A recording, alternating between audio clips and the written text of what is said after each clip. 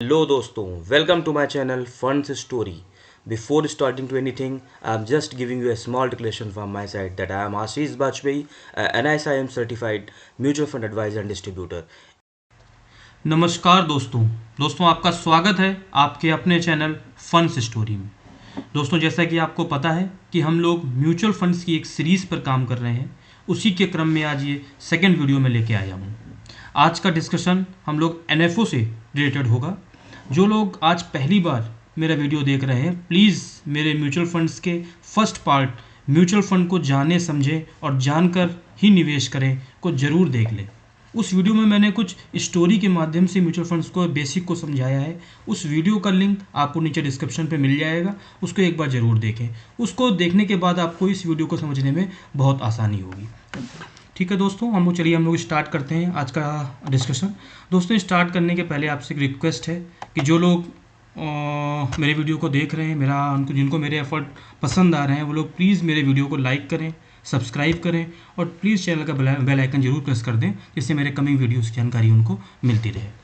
ठीक है दोस्तों, आज का टॉपिक जैसे हमने डिस्कशन किया है दैट्स एनएफओ। दोस्तों एनएफओ क्या है basically? NFO means new fund offering, है ना। जब भी कोई कंपनी पहले कोई एमएनसी है, अगर उसको कोई एक नया म्यूचुअल फंड्स मार्केट में लेके आना है, इसी प्रोसेस को, इसी चीज़ को हम लोग बोलते हैं एनएफओ, है ना। देखिए, when an asset management company wants to start a new mutual fund scheme, it launches a NF.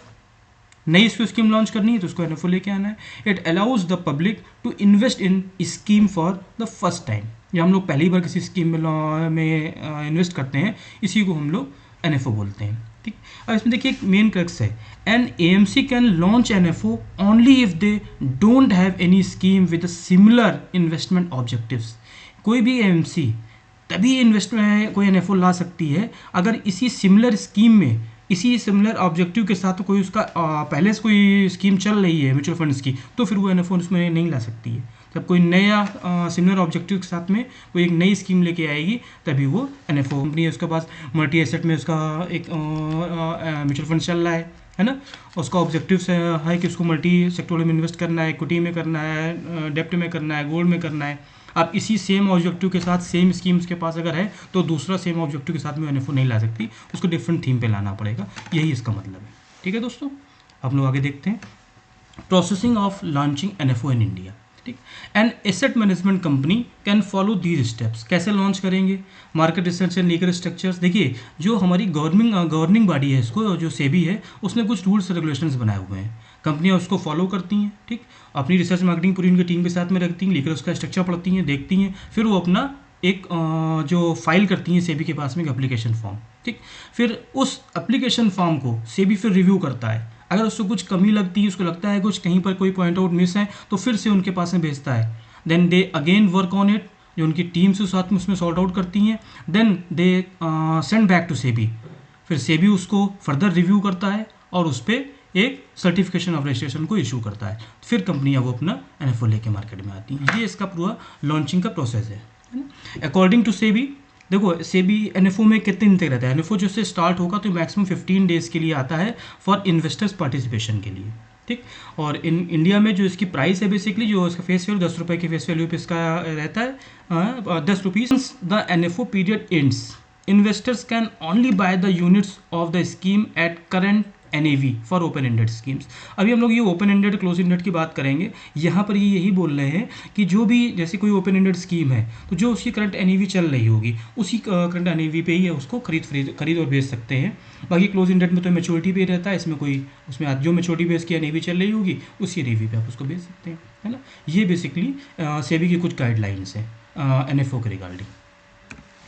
देखिए, एनएफओ के कुछ प्रॉस कॉन्स भी हैं, क्या इसमें अच्छाई क्या बुराई, ये भी देखें।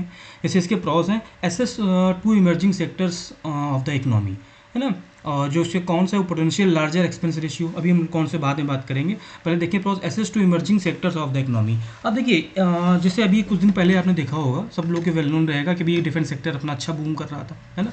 तो जब उसका इमर्जिंग सेक्टर्स था, कंपनियों ने उसमें कई अपने एनएफओज लेके आए, उन लोगों ने अच्छा उसमें वर्कआउट किया, अच्छा सेक्टर चला हुआ। तो ये इसका लिए एक प्लस है। अगर कोई इमर्जिंग चीज़ है तो कंपनियाँ उस पर एनएफओ अपने फंड्स लेके आती हैं, एनएफओ लेके आती हैं और वर्कआउट होता है। सेकेंड वन क्या है, providing ability to diversify portfolio, different portfolio रहता है, जो भी सेक्टर्स करंट में बूम कर रहा होगा उसमें वो लोग उसमें लेके आते हैं, तो आपका जो इन्वेस्टमेंट रहता है वो डिफरेंट सेक्टर्स में रहता है, ये भी आपके लिए एक प्लस है। लार्जर अपसाइड्स, अभी लॉन्च हुआ है, अभी इसमें बहुत अपसाइड बचा हुआ है, ये देख के लोग उसमें इन्फोस में कंपनियां लेके आती हैं, लोग इसमें इन्वेस्ट करते हैं। अब समझिए इसके कॉन्स क्या है।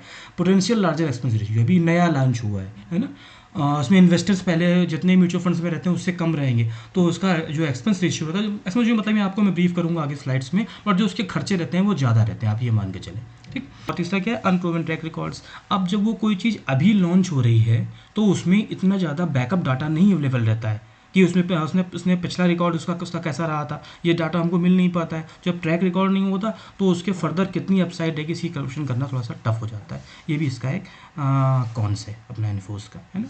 ये कुछ इसके प्रोस कॉन्स है। How to invest in NFO, basically दो मीडियम रहते हैं, पहला रहता है ऑफलाइन मोड, सेकंड रहता है ऑनलाइन मोड। ऑफलाइन मोड में म्यूचुअल फंड डिस्ट्रीब्यूटर और ब्रोकर के थ्रू उसमें आप लोग इसमें इन्वेस्ट करते हैं। NISA में ये इसका अपना म्यूचुअल फंड एडवाइजर का कुछ कोर्स कराता है, आपको एग्जाम उसका देना होगा। जो लोग इसमें पास आउट होते हैं वही mutual fund advisor and distributor कहलाते हैं, और उनके माध्यम से इन्वेस्टर जो है इसमें NFOs में इन्वेस्ट करते हैं। ऑनलाइन मोड में क्या रहता है, इसमें आपका डीमैट या ट्रेडिंग अकाउंट के थ्रू, आप ऑनलाइन प्लेटफॉर्म के थ्रू इसमें आप डायरेक्ट इन्वेस्ट कर सकते हैं। ये दो इसके मोड हो गए। बिफोर इन्वेस्टिंग ये पॉइंट देखिए, इसको ढंग से देखिएगा NFO में।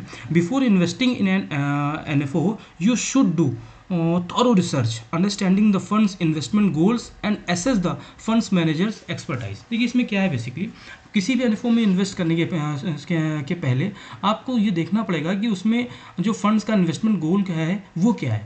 जैसे मान लीजिए हम एक एग्जांपल लेकर चल रहे हैं, मान लीजिए आपने कभी अपने फ्यूचर 3 से 4 साल 5 साल बाद आपको कुछ खर्चे प्लान पे खर्चे आने वाले हैं, उसके लिए आप एक किसी फंड्स में इन्वेस्ट करना चाहते हैं, बट आपने देखा कि आपने उसके फंड्स के जो इन्वेस्टमेंट गोल्स है वो आपने नहीं देखे। मान लीजिए उसने लॉन्ग टर्म गोल उसने बोला है कि 7 से 8 साल में आपको अच्छे रिजल्ट आएंगे, आपका गोल जो उससे मैच आउट नहीं कर रहा है ना। तो इस तरह से जो आपको उसको समझने में उसको आपको ढंग से देखना पड़ेगा कि उसका ऑब्जेक्टिव क्या है और आपका ऑब्जेक्टिव से मैच कर भी रहा है कि नहीं कर रहा है, ठीक।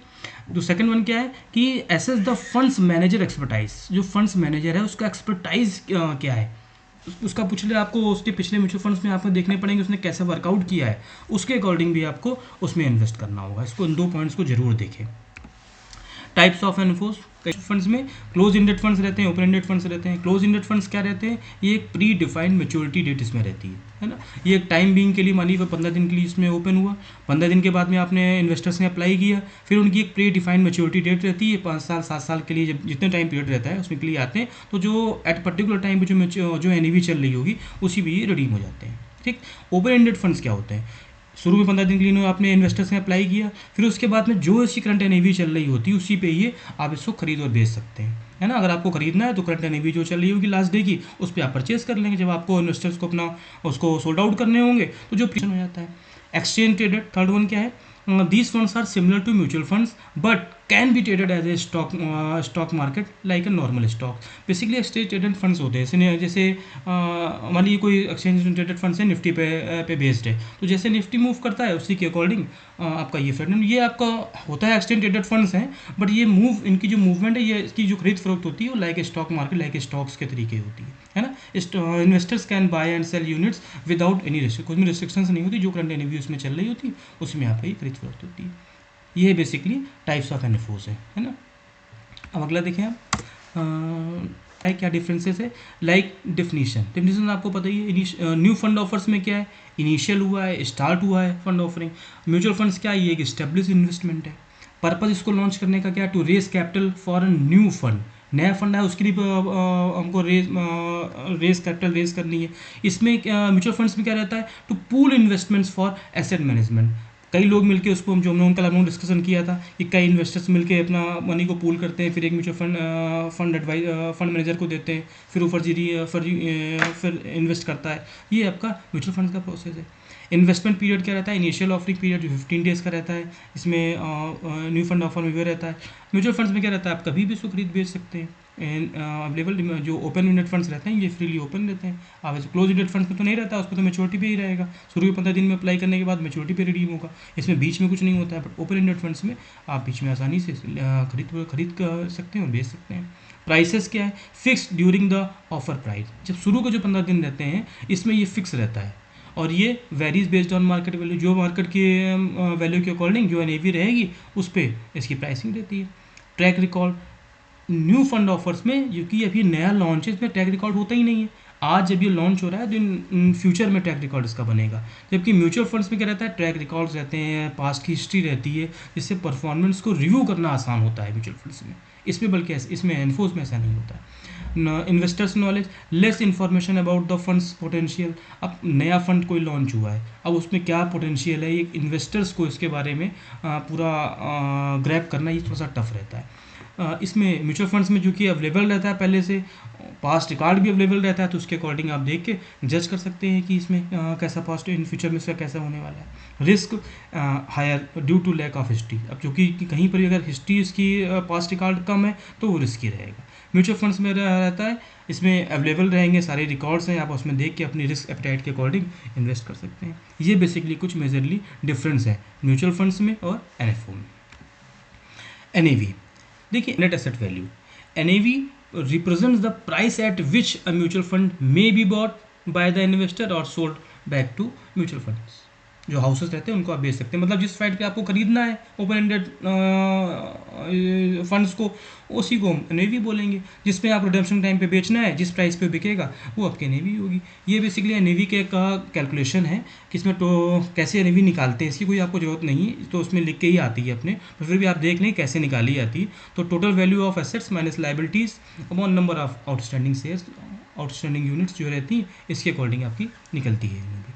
सिंपल सा वर्ड्स में है कि जिस रेट पे हम म्यूचुअल फंड्स को खरीदते हैं उसी को हम NAV बोलते हैं। Is calculated at the end of each trading day for open ended mutual funds and less frequently for close ended. Open ended funds में रहती है ये, फॉर डे के हर ट्रेडिंग डे के लास्ट में इसको कैलकुलेट किया जाता है। मान लीजिए आपने ये बेसिकली कैलकुलेशन देती है इसकी, ये मैंने पूरा इसमें बनाया हुआ है, आप इसको देखें इसमें, और फिर हम लोग अगले किसी वीडियो के साथ में मैं आपको फिर से ब्रीफ करता हूँ म्यूचुअल फंड्स के अगेन पार्ट्स को। तब तक के लिए थैंक यू।